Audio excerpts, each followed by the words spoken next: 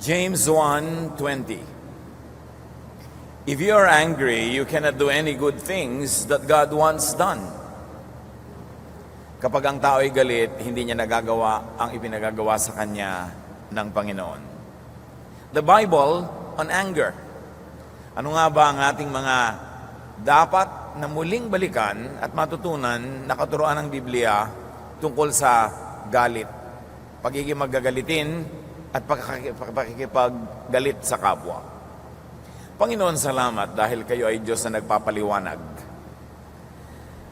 Ngayon po ay ituwid niyo ang aming isip, pagharian, at nawa ang aming pakikipaglaban sa galit ay aming mapagtagumpayan sa inyong tulong. Akayin niyo po kami, turuan, at ang inyong katotohanan at kaliwanagan maghari sa aming buhay. Mangusap kayong may kapangyarihan at palayain kami mula sa panggugulo ng galit. Kayo ang siyang maghari. Pinupuri namin kayo at pinasasalamatan sa ngalan ng iyong anak at aming Panginoong si Jesus. Napakaraming mga relasyon ang nasisira dahil sa galit. Maraming mga reputasyon ang nasisira pagka ang tao ay nagwawala dahil sa galit. At marami ring kalusugan ang napapahamak at nasisira dahil sa galit. Angry people cause trouble and do wrong. Maraming krimen ang nagagawa ng nagagalit na pinagsisisihan pag humupa na ang galit. Marami naghihiwalay, nagkakasira dahil sa galit at sa silakbo ng damdamin. Subalit paglipas ang panahon, pinagsisisihan din dahil mas mahalaga naman yung relasyon kaysa sa pakikipagkagalit. Pero bakit ang tao madalas pa rin sinisira ang buhay niya, mga relasyon, mga proyekto, dahil sa biglang bugso ng galit? Proverbs 29:22, a person with a quick temper stirs up arguments and commits a lot of sins. Maraming kakambal, kasunod na kasalanan ang galit. Dahil sa galit, pwede ka makapatay, pwede ka makasakit ng damdamin, pwede ka makapanira. So avoid the angry. Kailangan pagka may nagagalit, huwag ka na magpakalat-kalat pa. Maaring mawala siya sa kanyang huwisyo, sa kanyang isip, maaring madala siya ng kanyang galit at makagawa ng masama laban sa iyo. So huwag ka magpakalat-kalat pag mayroong nagagalit na tao. Mas mabuti out of sight o malayo. It's importante for peace, for settlement, and for recovery that you are distant enough. Meron naman may nagagalit na nga, magpoprovoke ka pa, nakakalat pa yung mukha mo para naghihintay na masampal. Yung nang iinis pa, galit na nga yung tao. Kaya lumalala ang sitwasyon.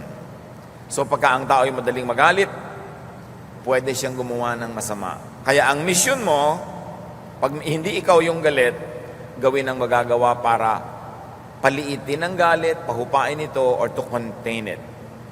Angry people always get into trouble, so they need help often. Gaano karami magulang ang kailangan pumunta sa school dahil nakipagsuntukan yung anak, o pupunta sa police station para tubusin ang asawa o ang anak o ang sariling tatay. Ang taong nagagalit lagi ay maraming paninira na nagagawa at siya'y sumasabit, nalalagay sa gulo, nasusuong, nasasangkot, at pati mga mahal niya sa buhay, nasasangkot. Meron tayong pananagutan na hindi lang kung nagagalit ka, bibigyan mo na ng buong layang expression ng iyong galit. You will hurt people, you will get into trouble, and then drag your family and everyone who cares about you into the fray. Pag tayo may ginagawang masama at tayo sumabit, nakulong, namatay na ospital, damay naman ang pamilya natin. Damay ang lahat. Kaya may pananagutan ang mainitan ng ulo, na palamigin ang ulo niya dahil hindi siya nabubuhay para lang sa sarili. Kung ikaw isang tatay na sa galit mo ay nakapatay ka ng tao, nakulong ka buong buhay, sinong bubuhay sa iyong asawa at mga anak? Isang anak ka na sa init ng ulo ay nakabaril, nakasakit, nakapanira, Anong pahirap ang ibibigay mo sa iyong magulang dahil sa sinusuong mong problema? Proverbs 19:19, people with bad tempers are always in trouble, and they need help over and over again. Kaya mga dalaga na meron kayong napupusuan na binatang mainitin ang ulo, lagi napapaaway, kung papakasalan nyo yan, humanda kayo sa isang halos buong buhay ng pakikiusap sa mga nakaaway niya, pagbabayad sa mga na-damage niya, pagdalaw sa kanya sa mga kulungan o sa ospital, o paglilibing sa kanya ng maaga. Kasi kasama yon sa karakter na papakasalan mo. Angry people are disliked by many. Lalo sa Pilipinas, ang gusto natin yung mabait. Mabait yan. Tuwa tayo sa mabait. So ayaw ng mga tao sa magagalitin. Mga magulang na magagalitin lagi, sumisigaw, nagmumura, lumalayo ang loob ng mga anak. Ganon din naman yung asawa. Kaya tayo pag magagalitin, kukunti lang kaibigan natin. At ang nakakalungkot sa lahat, kung ikaw ay magulang, anak, kapatid, matulungin na tao, pero maiinitin naman ang ulo mo, at pag umiinit ang ulo mo, kirami-rami mo sinasabing masakit, nabubura ang lahat ng iyong kabutihan, at ang natatandaan ng tao ay yung galit mo. Nasasayang ang kabayanihan. Proverbs 14:17, fools have quick tempers, and no one likes you. If you can be trusted, perhaps to remain calm. Success depends so much on being liked. Para ka magtagumpay sa buhay, maging mabunga sa iyong ginagawa, sa iyong hanap buhay, sa iyong negosyo, kailangan mo ng tulong ng kapwa. Hindi sapat yung galing, yung husay. Kailangan mong may tumulong sa ilagi para ka magtagumpay. Nagbubukas ang pinto sa iyo, umaalalay sa iyong gagawin, nagpapadali sa iyong mga dadaanan. But people help only those that they like. So it is very important to be likable. Yung mga magulang, turo ng turo sa mga anak nila, paano magtatagumpay sa buhay, tinuturoan nila to always be competitive, to always win. No, you are setting them up for failure. Because when you're always competitive, when you're always winning, people don't like you. And when people don't like you, they don't help you. And when people don't help you, you will not succeed. Dapat ang una nga natin itinuturo sa ating mga anak ay maging mabait, maging mabuti, magkaroon ng karakter na naiibigan ng kapwa. Kasi kahit hindi sila sobrang galing, pag nagugustuhan sila, sa kanila ibibigay ang order, ang negosyo, sa kanila pupunta, sa kanila bibili, sila ang tatanggapin sa pag-a-apply nila, sila ang magtatagumpay. Yung magagalitin, kung may binubuo man siyang magandang bagay, oras na nagalit siya, sisirain niya, bubuo siya uli, magagalit siya, sisirain niya. Ang tanda-tanda na niya, wala pa siya nabubuo.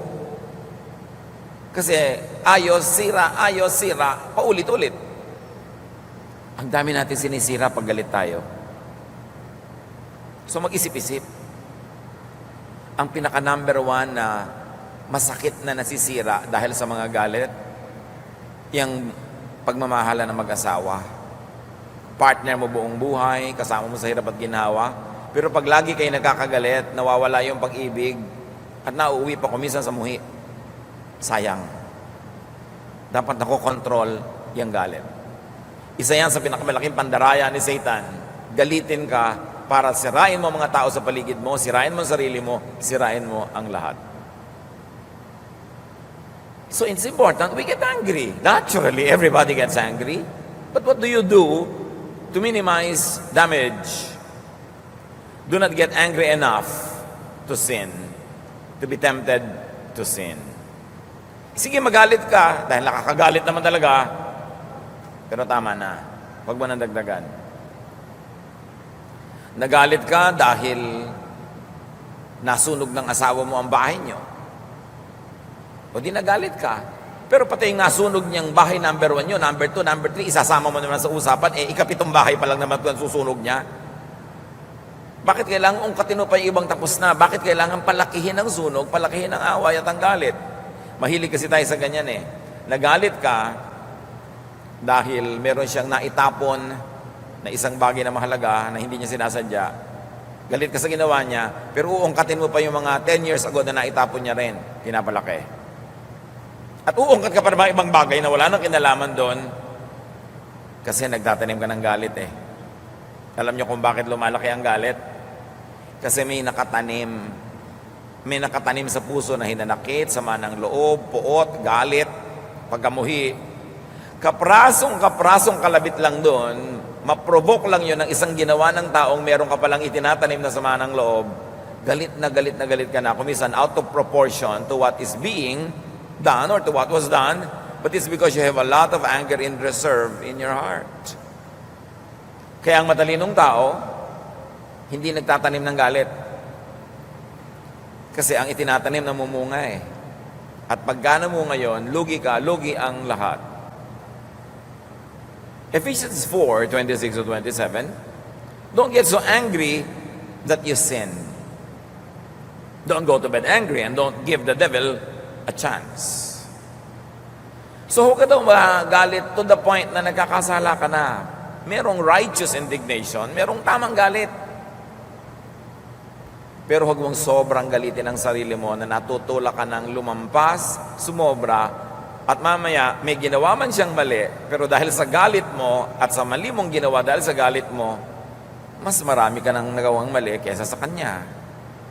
O kaya, nauna lang siyang gumawa ng mali, pero yung reaction mong nagkamali-mali ka na sa pag-handle ng anger mo, ikaw na ngayon ang mas huling may ginawang mali, pareho na lang kayong mali. Sabi, huwag mo nang patagalin ang galit. Yung don't go to bed angry, hindi naman laging literal yon. Kumisa naman talaga nadadala mo sa paghiga yung hindi mo pa nahuhupang galit. Pero ito isang talinghaga. Nang ibig sabihin lang naman, huwag mo nang patagalin. Kung pwede talagang literally, huwag mo nang dalhin sa paghiga para hindi ka na bangungutin, lalong mainam. Pero paiksiin ang oras ng galit. Para daw hindi natin mabigyan ng demonyo ng pagkakataong lalo pa tayong dayain at sirain. Do not prolong anger. Kaya maganda yung ini-express. Alam niyo kung sino ang mas nagtatanim ng sama ng loob, nagkikimkim ng galit, yung hindi nag-express. Yung galit na galit pa pero hindi kumikibo, yung pala nasa loob. Mas mabuti pa nga yung tao pag nagalit, sinasabi agad eh. Pagkasabi niya, wala na, tapos na. Kaya lang, dapat ding ingatan yung paraan ng pagsasabi dahil baka makasakit ka naman. At siya naman ang galit sa'yo, imbes ikaw naman ngayon ang galit. The Bible teaches us to be slow to get angry. James 1:19-20, if you're angry, you cannot do any of the good things that God wants done. You should be quick to listen and slow to speak or to get angry. Di ba baligtad ang ginagawa ng marami sa atin? We don't listen, we are quick to speak and quick to get angry. Pero ang tinuturo ng Biblia, mas makinig ka. Mas damihan mo ang pakikinig kaysa sa pagsasalita. Bakit naman daw nakakaalis ng galit yon? Number one, baka naman sakaling maintindihan mo yung point ng taong kinakagalitan mo, di mo mawala na yung galit mo dahil naintindihan mo. Binigyan mo siya ng chance. Or, di mo man maintindihan at di mo man tanggapin yung sinasabi niya, pero dahil nanahimik ka at hinayaan mo siya magsalita, humupa na ang iyong damdamin. Humupa ang iyong galit. In your mind, you might still not agree with what the other person is saying, but at least you are no longer in the mood to be violent. Because violence is just a surge of energy. Yung bang may adrenaline ka in your blood system, extra energy, same adrenaline na pag may sunog, nabubuhat mo yung refrigerator. Same adrenaline na pagka bigla ka natakot, kaya mong manuntok. Na pag nagalit ka, parang kaya mong sugurin kahit sino. Pero alam nating lahat na yun ay saglit lang na energy. Kaya yung nagbuhat ng refrigerator, nailabas sa bahay, nung hindi na natuloy yung sunog, 3 na sila, di pa nila maibalik-balik. Kasi wala nang adrenaline. Ganon din yung galit. pahupain mo bago ka magsalita, bago ka gumawa, bago mo buhatin ang iyong kamay, bago ka manakit. Kasi sandali lang yan. Sandaling dumadaan na hangin ang lakas ng galit. Pag pinalampas mo, kahit galit ka pa rin, pero wala nang lakas. Which is better. Kaya ang sabi nga ng iba, pag nagagalit ka daw, count 1 to 10. Nagagalit ka, may sinabi yung anak mo, yung asawa mo, yung nanay mo na nakakagalit talaga, gusto mong may sabihin, sabihin mo muna, 1, 2, 3, 4, 5, 6, 7, 8, 9, 10. Nakaalis na siya. Wala ka ng paraang magsabi pa. O kaya kahit nandyan pa siya, humupa na galit nyo. Kasi saglit lang ang galit. Pero sa saglit na yon, na kumisan tinatawag ng iba na temporary insanity, doon nakakapatay. Kaya mahirap yung may baril. Nagalit ka, ilalabas mo, mamamaril ka. Subukan mong may baril ka, pero walang bala. Tapos yung bala nasa cabinet, nakakandado, hahanapin mo pa. Pag nakita mo na yung bala, hindi ka na mamamaril. Lampas na yung galit eh. Kaya kung may tao nagagalit, mga kapatid, hayaan nyo munang lumampas, lalampas din yun. Huwag nyong salubungin. Nagwawala yung asawa mo, galit na galit, hayaan mo na muna siya. Sabunutan niya ang sarili niya, magpagulong-gulong siya sa sahig, tumalo siya sa bintana. Mamaya, wala ng energy yun. Tsaka ka na magsalita. Huwag yung nagagalit siya, magagalit ka rin. Yun ang nagkakapatayan eh. Nagpapaligsahan, nagpapalakasan ng boses. Huwag sa salubong ng galit, liban na lang handa kang mamatay o pumatay. Palampasin. Di ba ganoon din ang bagyo? Lahat ng mga barko, pagka nasa dagat na, tapos may bagyo pala, dadaong sila sa pinakamalapit na pier, palalampasin ang bagyo. Kaya ang mga bata sa eskwela, hindi papapasukin para lumampas ang bagyo. Kasi bakit ka susuong sa gitna ng bagyo? Di sakit ng katawan ang hinahanap mo. Ganon din yung galit. Bagyo lang yon. Lumilipas yun. Palampasin. And do not make it easy for people to be angry. Huwag kang manggalit. Nagagalit na nga, sasagot ka pa. Hayaan mo siya magpuputak hanggang maubos ang energy. Bukas, ikaw naman. Pero huwag salubungin.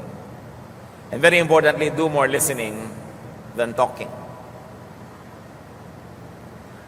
Most of the time, listening will calm you and talking will agitate you. Kaya yun ang tinuturo ng Biblia. Kaya nga dalawa ang tenga ng tao at isa lang ang bibig. You listen twice as much as you talk. Baligtarin mo yun. You talk twice as much as you listen. World War III ang nangyayari. Proverbs 29:11, don't be a fool and quickly lose your temper. Be sensible and patient.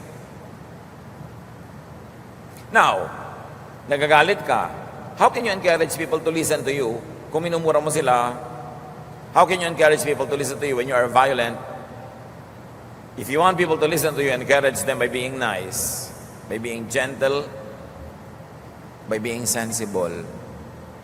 And even if you're in mid-sentence, when you realize that you're hearing yourself speak like a monster, stop there. Don't even finish the sentence. Kasi yung kausap nyo, may sinasabi kayo sa isang violenteng paraan, yung sasabihin nyo masakit, ang paraan ng pagsasabi nyo masakit. Pag bigla kayong tumigil sa gitna, at naupo pa kayo, at ang alumbaba ng konti, emote kayo, na-appreciate yun ng tao, alam niyang ayaw nyong ituloy ang galit nyo.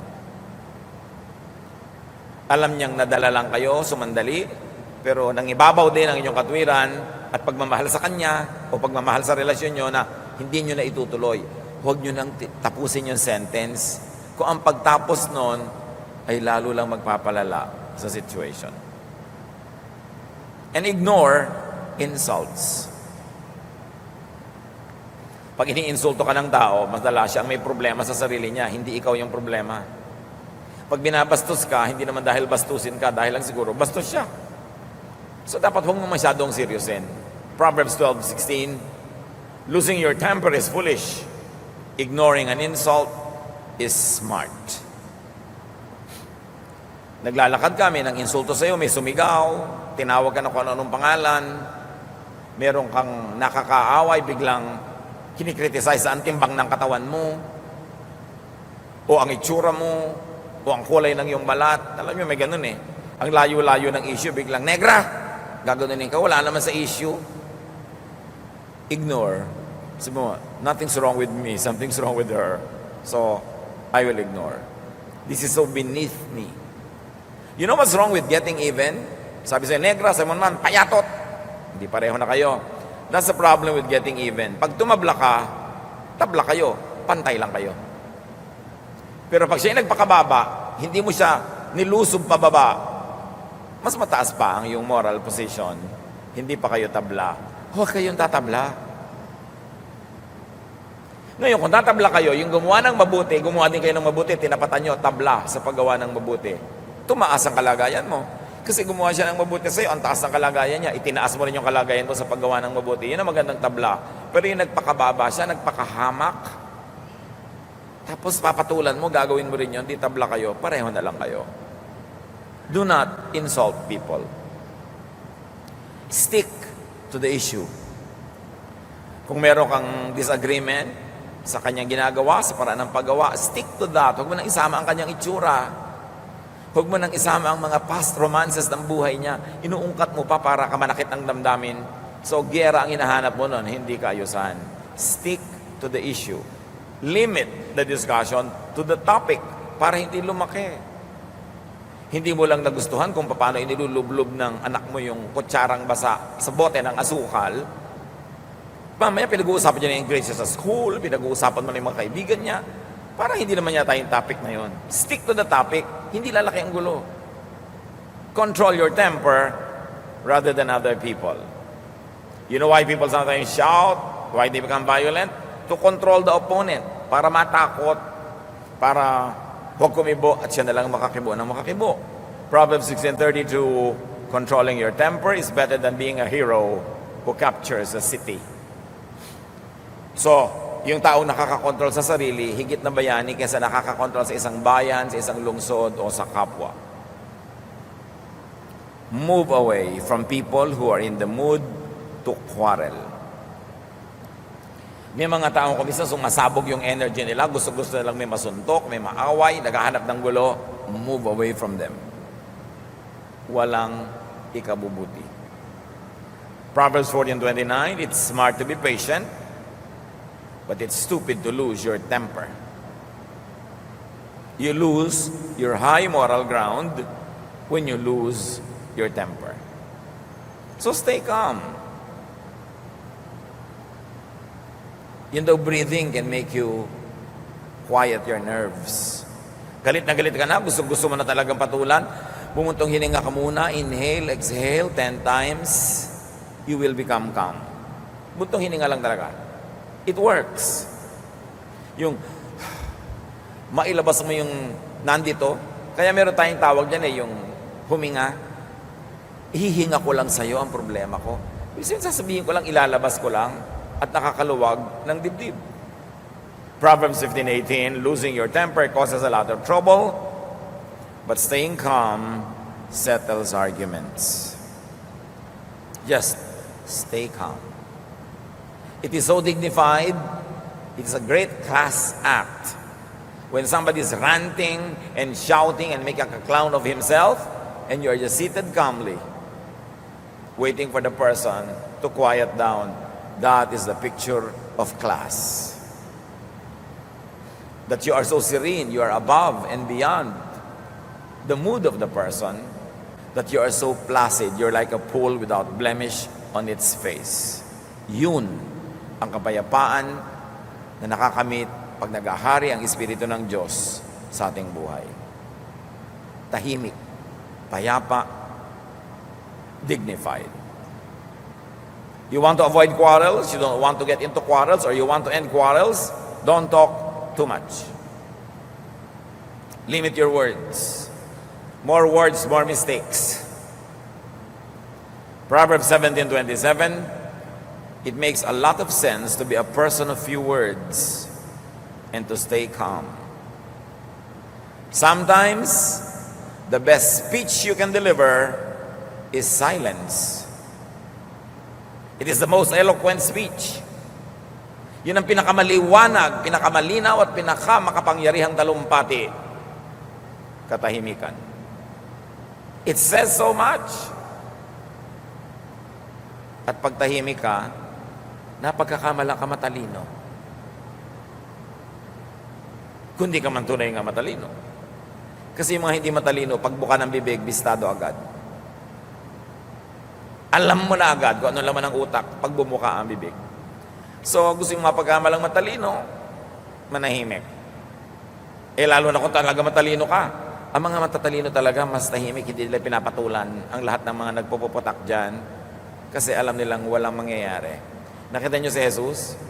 Nung inaakusahan ng mga accusers niya, ng mga Pharisees, he was silent as a lamb. Walang kakibo-kibo. Kasi alam niya, walang mararating na kumibo pa ako kasi una, hindi naman kayo makikinig. 2, salita kayo ng salita. 3, decided na kayo kung anong gusto nyong isipin. What's the point? Bakit ka pakikimbo? And very importantly, do not hurt people with words. Your words. Isa yan sa lagi nating natatandaan na sakit, sugat. Yung sakit at sugat na nilikha ng dila ng kapwa.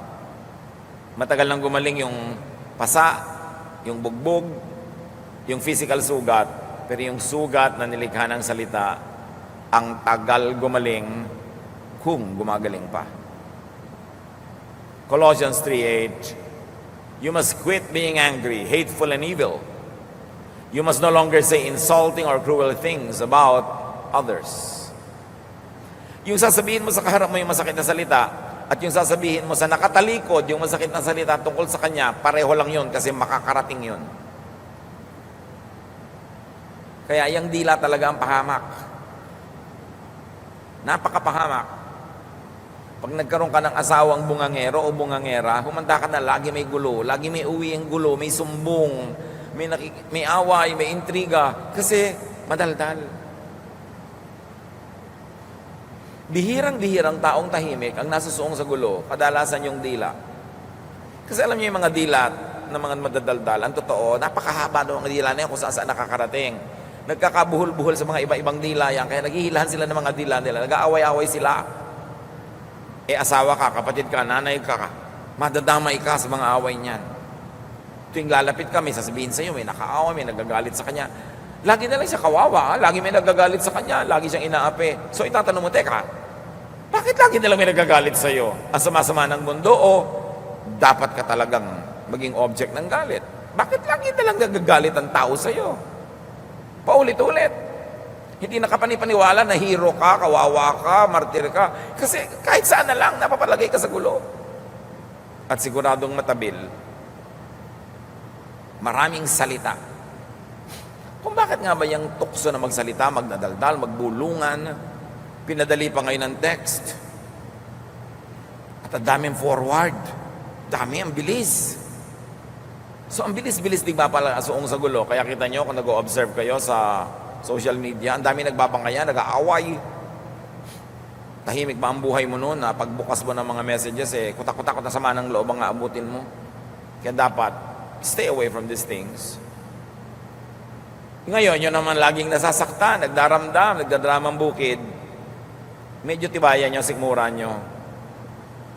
If it will help you to have peace, medyo kapala ng konti ang mukha. Huwag masyadong manipis, kasi manipis ang mukha, laging may mga bruises. So, kung mga tao mahilig magsalita, palampasin mo na lang. May kasambahay ka, manugang mo, biyanan mo, hipag mo, laging may sinasabi, ignore. Lagi mo didibdibin, yung may sasabihin yung hipag mo, yung bilas mo. Pag nakikita-kita yung mga bilas-bilas na yan, kutakot-takot na chismis na inaatupag. Siyempre, yung pag-uusapan nila yung mga, kung asa-asawa nila yung magkakapatid, ang pag-uusapan nila yung mga magkakapatid, natural yan. Ang paborito ng mga magbibilas sa usapan yung mga magkakapatid, yung kapatid ng asawa nila, yung nanay ng asawa nila. Yan ang paborito nilang karnihin pag nagkukwentuhan sila. So, anong mapapala mo kung sali ka ng sali doon? At kung ikaw yung uy, alam mo, sabi niya, ganito ka daw, magagalit ka na. No! Sabihin mo yung tula, stick and stones can hurt my bones, but words can never hurt me. Dapat ibayan mo yung sikmura, lalo kung meron kang in-law o kamag-anak na mahilig magdadaldal, sabihin mo, ay, nako, masasaktan lang ako pag bato ibinato sa akin o hinampas ako ng kahoy, pero yung dila niya, it will never hurt me. Babayaan ko lang siya. Dapat ganon. You should defend yourself from being hurt too much. Don't be affected too much by the opinion of others. What's important is what you think of yourself, what God thinks of yourself, and what godly people think of you. Don't be bothered about what the ungodly think about you. Does it matter? Huwag kang laging nalulungkot pag may comment ang kung sino-sino. Ay, that's your opinion. Sabihin siya ng biyanan mo, wala kang kakwenta-kwenta magluto. That's your opinion, nasasarapan ako. O sige po, mami, babaguhin ko po ang luto. Hindi ko babaguhin. Hindi. Tahimik ang loob mo. Kasi lagi kang nagdaramdam, tapos pagdating ng asawa mo, sumbong-sumbong ka. Yung nananahimik na tao, nagugulo dahil sa pag-aaway ng magbiyanan. Naguunahan yung nanay at yung asawa sa pagsumbong. Yung nanay ba, mga biyanan, matatagal niyo pa ba yung asawa ng anak niyo? Hindi na. Ngayon, asawa, mapapalitan mo ba yung nanay ng asawa mo? Hindi rin. So, magpakatalino nga kayo, magkasundo kayo, para tahimik ang buhay. Habang buhay naman, ang gulo-gulo. Mamamatay na sana yung biyanan mo bukas, awayin mo, dahil bukas hindi na. Kung humaba buhay niyan, hindi ang haba ng away. Kung ikaw yung mamatay agad, o hindi ka mamatay. Learn to live with your in-laws. Kasi hindi na yan napapalitan. 99% of the time. But it's foolish to always let your in-laws bother you. Bad for your health. Bad for your relationship with your spouse. Bad for the planet. Adjust. Learn. Stop the pain. Kailangan mag-adjust ang tao. And when you are angry, do not shout or curse. Don't be rude. Ephesians 4:31. Stop being bitter and angry and mad at others. Don't yell at one another and curse each other, or don't ever be rude.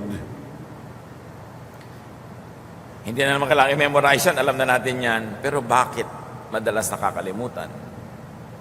And do not return rudeness for rudeness. Pag ang tao magaspang, hindi mo kailangan maging magaspang din. Kaya ka nga nasa moral higher ground Kasi hindi kanya katulad. Pag pareho na kayo, ano ngayon ang claim mo to righteousness? Ano ang claim mo to justice? Wala na. Pareho lang kayo And very importantly, para huwag kang sobrang magalit sa kapwa, put yourself in the other person's position.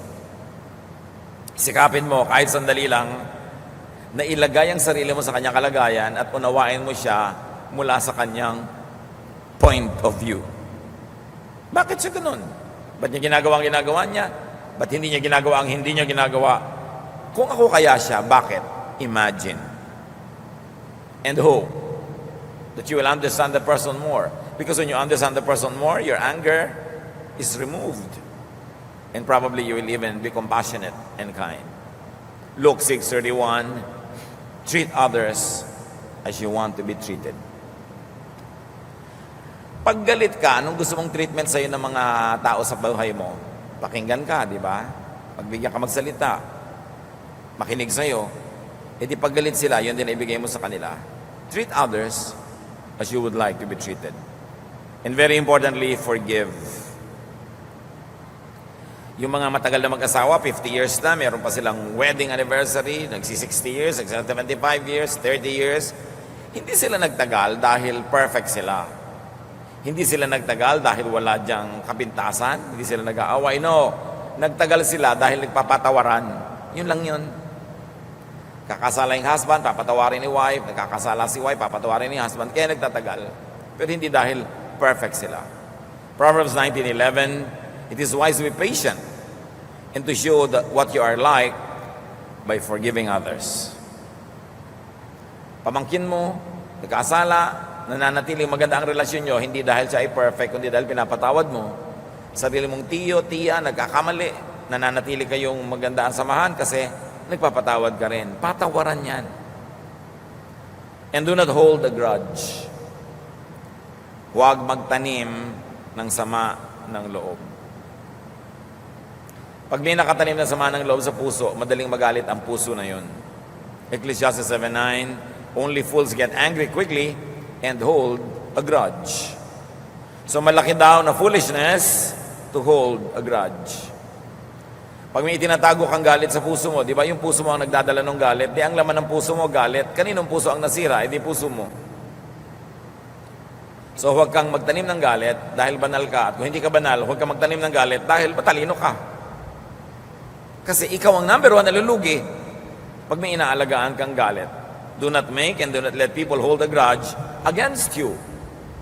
Pag alam mo na may sama ng loob sa iyong tao, gumawa ka na ng paraan para lumamig ang loob niya. Bigyan mo regalo, bayaran mo ang utang mo, humingi ka lang tawad, maging nice ka para mawala ang sakit ng loob niya sa'yo. Kasi ang taong may galit sa'yo, madaling magalit sa'yo, at pwedeng may gawing mali sa'yo. O kung hindi man, hindi ka tutulungan pag kailangan mo ng tulong. Pagka alam nyo na may sama ng loob, si ganon, ang gawin nyo makipagkasundo para mawala ang sama ng loob nila. And avoid arguments. Huwag nakikipagtalo. Kaya nino kayo hindi makikipag-usap at makikipagtalo, makikipagdebate sa isang taong hindi naman talaga nag-aaral, ang gusto lang manalo. So sabi niya, halika nga, magdebate tayo kung natatanggal o di natatanggal ang kaligtasan. Pero alam mo na gusto niyang manalo, pointless, huwag na kayo makipag-usap. Kasi habang nagsasalita ka, hindi siya makikinig dahil ang gusto na niya, siya ang makapagsalita, sayang lang. Huwag kayong nakikipag-usap sa taong ang layunin ay manalo sa usapan na yon. Kasi hindi siya makikinig. Sayang lang. 2 Timothy 2:23-24, stay away from stupid and senseless arguments. These only lead to trouble. Avoid the argumentative. Yung mahilig makipagtalo, makipagdebate, iwasan. Walang buting idudulot sa inyo na makipag-usap sa kanya. And very importantly, speak softly, gently, kindly. You will disarm the enemy with soft, gentle, and kind disposition. Pag galit ang tao, huwag niya nang galitin pa dahil baka kayo ang masaksak. Paalisin niyo yung galit kasi kayo ang makikinabang pag hindi siya galit sa inyo. Pero pag galit siya, gagawin niya ang lahat ng kaya niya para kasirain. So, matalino ka ba na ginagalit mo yung galit na, inaaway mo yung galit na sa'yo? No, hindi ka talinuhan yun. The greatest victory in human relationships is to beat your enemy by turning him into a friend. Yan lang ang tunay na pananalo sa iyong kalaban na sa pag-handle mo, naging kaibigan mo. Yun ang tunay na wagi. Hindi yung lagi kang mukhang nanalo, natalo mo siya, napahiya mo siya, ikaw yung malakas ang boses, nagagalit lang yun sa'yo, naghihintay lang yun ng parang para gumante. Naghihintay ng panahon. Pero yung dating galit sa'yo, na wala ang galit, tapos minahal ka pa, naging kaibigan mo, yun ang tunay na wagi. Magpakatalino. All the resources of your enemy will be used against you. All the resources of your former enemy that has become your friend become your resources. Proverbs 15:1, a kind answer soothes angry feelings, but harsh words just stir them up. Kahit anong galit ang dating sa iyo ng tao, pag ang sagot mo banayad, biglang-biglang mawawalan siya ng lakas. Ikaw talaga, ganyan ka. Sabi mo, pasensya ka na, talagang mahina ang IQ ko. O ano pa sasabihin niya? Tapos. Ang bakit mo magdamit? Blah, blah. Pasensya ka na, talagang baduy ako eh. Di ba? Ano pang argument? Humahaba lang naman pag dinedefend mo yung sarili mo, tapos o-offendin mo siya. Eh ikaw, lalabanan mo siya. Sagutang walang katapusan. Eh kung tanggapin mo lahat, kahit hindi talaga katanggap-tanggap, bukas mo na ipaliwanag pag malamig na yung loob niya, pag tahimik na yung isip niya. Pero habang galit na galit, huwag mo salubungin. A kind answer soothes angry feelings. May nagawa kang mali. Haharap ka ngayon doon sa taong magagalit. Naku, dapat mapagpakumbaba ka. Ang baba ng salita mo. At nakakatanggal yun ng galit. Huwag nang galitin ang galit. Now, don't hang around with angry birds. Huwag makipagbarkada, sumama lagi sa mga magagalitin, mainitin ang ulo, mga bayolente. You will be destroyed. Proverbs 22:24, don't make friends with anyone who has a bad temper. Kasi ang kaaway niya, magiging kaaway mo. At ikaw, magiging kaaway din niya. Distansya, amigo. Huwag masyadong makipagsangkot sa mga taong violent at magagalitin. And then make good win over bad. It's bad to be angry. It's good not to be angry. So alam mo ang goal, not to be angry, not to be angrier. Dapat magwagi ang tama kaysa sa mali. May ginawa siyang mali, gagawin mo rin ng mali, waging-wagi naman ang mali nun. Pero suklian mo ng tama, yun ang last statement, yung tama, wagi yung tama. Hindi ka man magmukhang panalo agad. Over time, you will know that you're a winner because the good is on God's side. And God is King. And God will always prevail. Romans 12:21, don't let evil defeat you, but defeat evil with good. Ginawan mo ka ng mali, gagawin kita ng tama. Yun ang panalo ng kabutihan. James 1:20, anger does not produce the righteousness that God desires. May mission tayo, may pinapagawa ang Diyos, pero pag galit ka, hindi natutuloy yung mission. In fact, yung nagawa na, baka masira pa, kaya uulitin mo na naman. Do not disqualify yourself from righteousness, from godliness, and from God's pleasure. Avoid anger. Appease the angry. Do not make anger turn into war. Stop being angry. Pag batang-bata ka pa, wala ka pang karapatang magalit. Wala ka pang naiko-contribute sa family income. Galit na galit ka pagka hindi ulam na gusto mo ang nandun. Bakit? Nagbibigay ka bang pambili? Batang-bata ka pa, wala ka pang naiko-contribute sa mga kamag-anak mo, sa mga magulang mo, tapos nagkakalit ka lagi. Wala kang karapatan. Wala pa. Wala ka pa napuprove, wala ka pang bunga. Anong right mo magalit dyan? Ngayon naman, kung matanda ka na, dapat huwag ka na lang magalit kasi matanda ka na eh. Tumataas ang presyon, nawawala ng gana, nalalagot ang ugat, pumuputok ang utak, nahuhulog sa hagdan. Bakit ka pa magagalit at tatanda mo na, mag-enjoy ka na lang, palapasin mo na lang yan. Kasi alam mo, hindi mo naman kayang baguhin ang mundo. Alam mo sino nagsasabi na babaguhin nila yung mundo? Yung bata. Pero pag tumanda ka na sa mga bata na lang gumawa niyan, alam mong hindi mangyayari yun. So dapat, natatanggap mo na yung dapat tanggapin. Matanda ka na, tanggapin mo na ganito yung isang anak mo, ganun yung manugang mo, ganito yung kapitbahay mo. Kasi sayang naman ang pagtanda mo kung wala ka pa natatanggap na katotohanan. Tapos lagi ka pang galit, lagi ka naiinis, sayang, kakamatayan mo na yan. Tapos ang bangkay mo nakasimangot. Dapat alam nyo, pag may edad na, yung gracious ka na, sige na, palampas na lang. Enjoy na lang ng buhay. Huwag ka na magalit. So kung bata ka, wala kang karapatang magalit. Matanda, isa twice na magalit. So dapat wala nang nagagagalit. Kundi yung middle age. Pero yung middle age, sandali lang naman yun eh. At dapat yung galit mo, dinidirect mo towards something productive and good in the end. Kawawa at panghinayang yung mga may edad na, lagi pang galit. Yung above 50 na kayo, huwag na kayo masyadong magalit dahil baka pumutok yung ugat nyo. Baka kayo ma-stroke, baka kayo ma-heart attack. Di ba?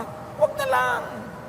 Kasi wala na rin namang masyadong mahabang panahon kayo para baguhin ang planeta. Just enjoy your life. And let people enjoy their lives. Stop being angry. Stay away from anger. Appease the angry. Palamigin ang kanilang ulo. At huwag nang manggalit pa. Dapat ang matatanda, agent of peace, not of trouble.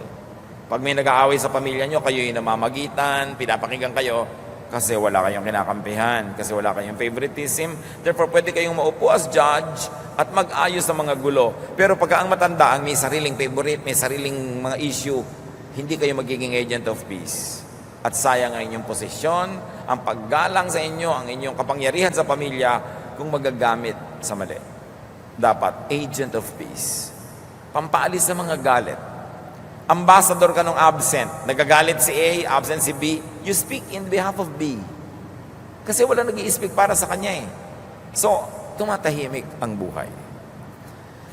Napatunayan na ng siyensya na ang galit nagpapasama ng kalusugan. Nagpapabagal ang paggaling kung ikaw ay nagpapagaling. At alam na natin sa lahat ng police files na ang galit nakakamatay, nakakapatay, nakakapagpakulong. Kaya walang lugar yan sa ating buhay. 1 to 10, how will you grade yourself as magagalitin? Dear Lord, teach us to assess ourselves. At kung kami ay merong parang likas, nature na magagalitin, turuan mo kami na ito ay supilin, ayusin, put it under the control of the Spirit so that it's not the devil who will control our lives. Turuan ko kami magsalita ng maganda, ng mabuti, ng tama, mahinahon. At kung laging may naiinis o nagagalit sa amin, turuan mo kaming suriin ang aming sarili para hindi kami ang maging dahilan na may mga tao magkasala, mainis, magalit. Teach us.